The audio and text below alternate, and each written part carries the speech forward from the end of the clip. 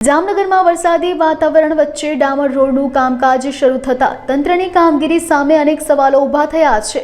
શહેરના ગુરુદ્વારા ચોકડીથી 7 રસ્તા તરફના માર્ગ પર હાલ વરસાદી માહોલ હોવા છતાં ડામર પાથરવાનું કામ ચાલી રહ્યું છે।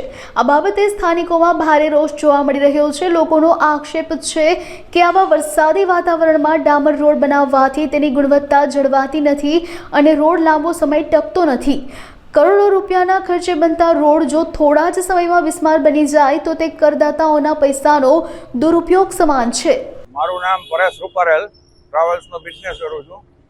હાલમાં ગુરુદ્વાર ચોકડીથી 7 રસ્તા તરફ ચાલુ વરસાદે ડામરનું કામ ચાલુ છે, જે વરસાદના કારણે ખરેખર કરવું ન જોઈએ કે નબળું કામ થાય।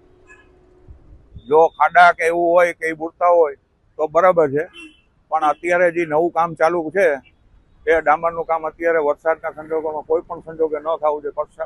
પબ્લિકના પૈસાનો દુર્વ્યય થાય છે। આ બાબતે કોર્પોરેશને, કમિશનરોએ બધું ધ્યાન દોરવું જોઈએ કોન્ટ્રાક્ટરોનું, જેથી કરીને લોકોના પૈસા બગડે નહીં અને હલકું ગુણવત્તાવાળું કામ ન થાય એવી મારી ઈચ્છા છે અને મારો અભિપ્રાય છે।